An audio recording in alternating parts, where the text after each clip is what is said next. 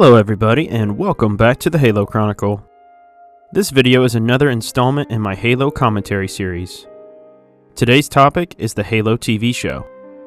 Before we get started with today's video, I just wanted to apologize for not getting a video out last week. Unfortunately, I was battling a sinus infection and it really messed up my voice. I am back this week. It may be a little bit of a modified schedule, but I'm going to try to get this video and one more out before the end of the week. Thank you for your patience. Now let's get on with today's video. On July 19th, the Halo TV show was canceled by Paramount, and Season 3 will not appear on Paramount+. The rumors are that Microsoft is attempting to get another streaming platform to pick up the series, but so far, the show appears to be dead in the water. In my personal opinion, this show was a missed opportunity. To be honest, I have never watched a single episode of this show. The moment that it was announced that this show would not be canon, I lost all interest. I have seen some clips and read some synopsis of some of the episodes, and this has only reinforced my decision not to watch the show. I believe this show could have reinvigorated the Halo series. It could have acted as a conduit to merge the book lore with the games and expand the universe as a whole. There are several topics that they could have explored that would have enhanced Halo's overall narrative. Today I'm going to talk about some of those topics that could have made this show better and more interesting for both hardcore Halo fans and casual viewers. The first topic that they could have covered is the Insurrection. Humanity's push into space and subsequent colonization of space was not a peaceful effort. Before the Covenant came into the picture, humanity was engaged in a fierce civil war. Humanity's government, known as the UEG, or Unified Earth Government, established colonies throughout many of the systems on the Orion arm of the Milky Way, but with great expansion comes great conflict. The colonies that resided outside of the Sol system began to resent how they were treated by the inner colonies. They believed that their best interests were not properly being represented. This led to the Insurrection. The Insurrection would begin with small rebellions across human-controlled space. In order to quell these rebellions, the UEG established the UNSC, or United Nations Space Command.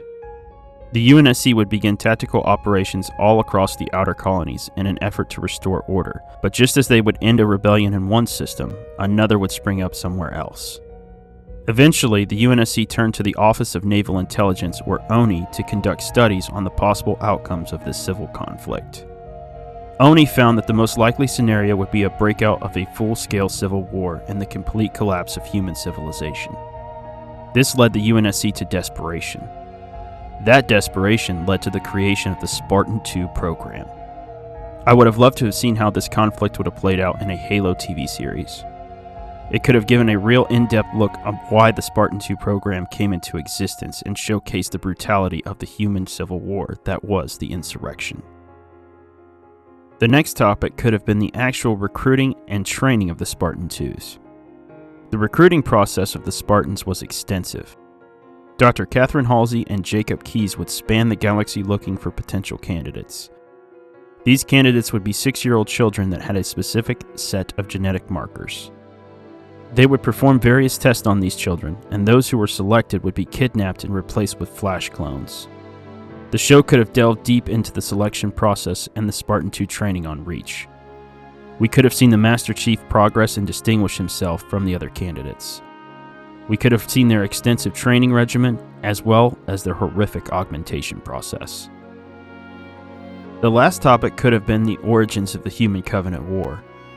This part of the show could have detailed the Battle of Harvest. We could have seen humanity's first contact with the Covenant and seen the start of the war that would define the first trilogy of the games. We could have delved deep into the origins of Sergeant Avery Johnson, who was present on Harvest for the first contact with the Covenant. We could have seen Harvest's fall and eventual retaking by Admiral Preston Cole.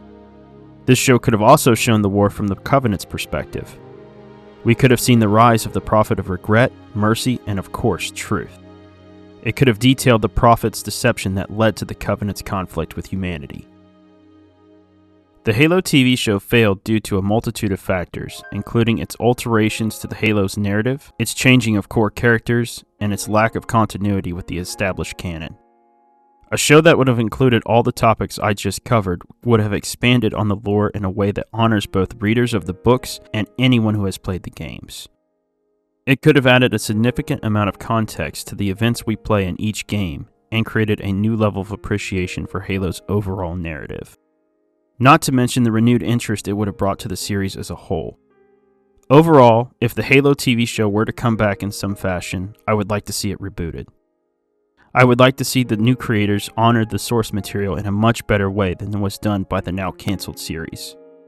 I know everyone has to put their own creative spin on their work, but you can't change the fundamental aspects of a story without incurring fan backlash.